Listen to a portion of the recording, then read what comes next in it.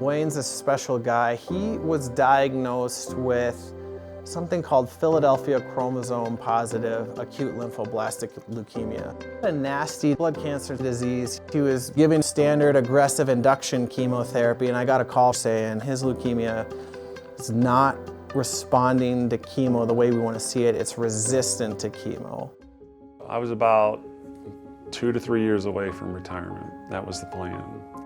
We were very happy, we were very pleased, and then everything stopped in an instant. I explicitly remember, picked him up on Thursday from the airport. Friday, he's like, oh, I think I'm doing okay. Saturday, he was out of breath. He took a shower, was out of breath. He's like, I think we need to go to urgent care. I still remember the doctor saying, there's something going on in your blood. Once that we figured out chemo wasn't the solution, then CAR T was next, and that's what Dr. Mountjoy stepped in. CAR T. Basically what it is we harvest a patient's own immune cells, and we re-engineer those immune cells to recognize the cancer like it's an infection. And so we harvested Wayne's immune cells to try and recognize this leukemia and attack it, just like your immune system would, you get a sinus infection, your immune system plays a big role in cleaning that up. To have that kind of technology available was just truly amazing to me. And so we did that for him, and what was really disappointing and scary was that even that didn't work. It didn't eradicate the disease for him.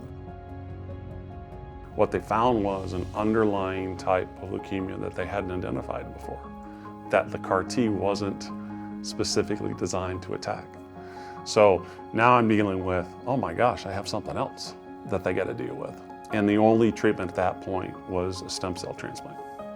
What we do is we have to just wipe the bone marrow with chemo and radiation, just completely eradicate it, and transplant a new donor immune system into someone to try and just start over the whole system. You go out to the donor bank and you look for someone in the world that's a match. And at the same time, they had given cheek swabs for both of my boys to get tested.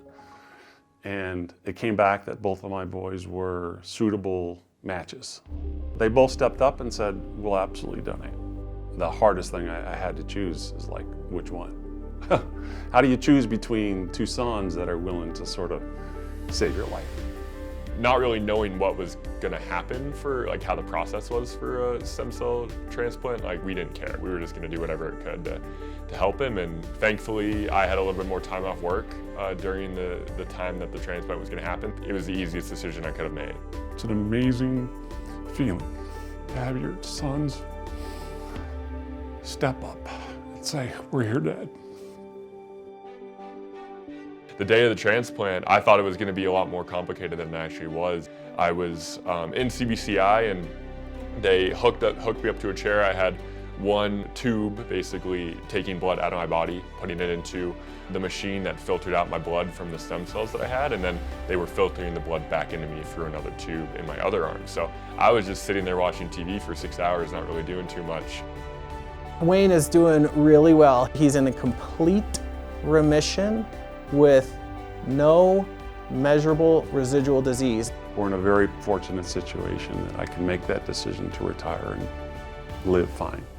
It's about family, it's about travel, it's about prioritizing the things I want to do with the rest of the time I have.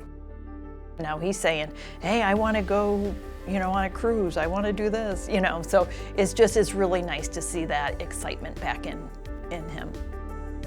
Colorado Blood Cancer Institute, thank you for saving my life. To be able to sort of individualize those treatments and do it with compassion and care, they were amazing, and I would thank them to the bottom of my heart for what they've done for me and extending my life, for sure.